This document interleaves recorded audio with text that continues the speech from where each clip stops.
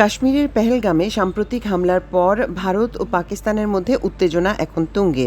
ভারতের প্রধানমন্ত্রী নরেন্দ্র মোদী তার সেনাবাহিনীকে হামলা চালানোর জন্য পূর্ণ স্বাধীনতা দেওয়ার পর থেকে এই উত্তেজনা আরও বৃদ্ধি পেয়েছে। এই উত্তেজনা যে কোনো সময় সামরিক সংঘাতের রূপ নেওয়ার আশঙ্কা বাড়ছে দিন দিন। এমন পরিস্থিতিতে আজ সোমবার রুদ্ধদ্বার আলোচনায় বসতে যাচ্ছে জাতিসংঘের নিরাপত্তা পরিষদ। এতে প্রেসিডেন্সিতে থাকবে গ্রিস। রোববার পাকিস্তানের পররাষ্ট্র মন্ত্রণালয় বলেছে, তারা পেহেলগাম হামলার পর সিন্ধু নদের পানি চুক্তি স্থগিত করা সহ বিভিন্ন ইস্যুতে আঞ্চলিক প্রেক্ষাপট জাতিসংঘের কাছে তুলে ধরবে এ বৈঠকে।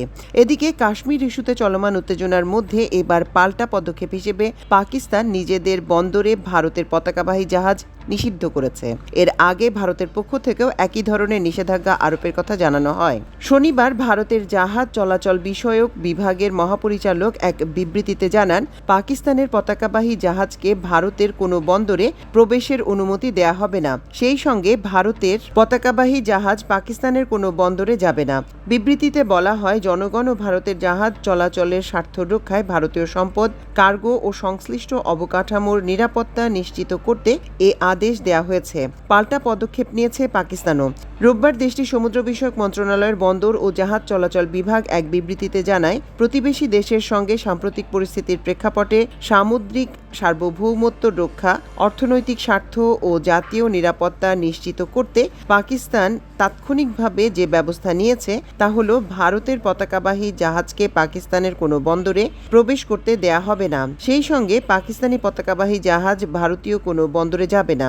এ বিষয়ে যে কোনো ব্যতিক্রম বা ছাড়ের ক্ষেত্রে পরীক্ষা নিরীক্ষার পর কেস টু কেস ভিত্তিতে সিদ্ধান্ত নেওয়া হবে বলেও জানিয়েছে পাকিস্তান কর্তৃপক্ষ। এর আগে গত শুক্রবার ভারতের বাণিজ্য ও শিল্প মন্ত্রণালয়ের বিজ্ঞপ্তিতে বলেছে, পাকিস্তান থেকে সরাসরি বা পরোক্ষভাবে আসা সব ধরনের পণ্যের আমদানি ও পরিবহন এখন থেকে নিষিদ্ধ। এ নিষেধাজ্ঞা পরবর্তী নির্দেশনা না দেয়া পর্যন্ত বহাল থাকবে।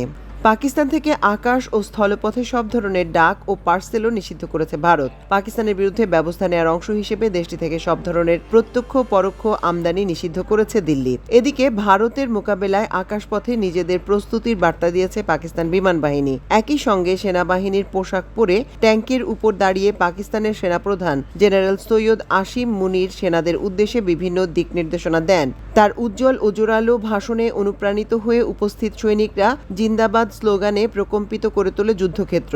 জেনারেল মুনির তার বাহিনীকে যুদ্ধে অংশগ্রহণে উৎসাহিত করতে সর্বোচ্চ চেষ্টা করে যাচ্ছেন। এছাড়া কাশ্মীর সীমান্তে নিয়ন্ত্রণ রেখায় ভারত ও পাকিস্তান সেনাদের মধ্যে ব্যাপক গোলাগুলি হয়েছে। রোববার রাতভর এই গোলাগুলি চলে, তবে গোলাগুলিতে হতাহতের কোনো খবর পাওয়া যায়নি। এ নিয়ে টানা 11 রাত কাশ্মীর সীমান্তে ভারত ও পাকিস্তানি সেনাদের মধ্যে গোলাগুলি হলো।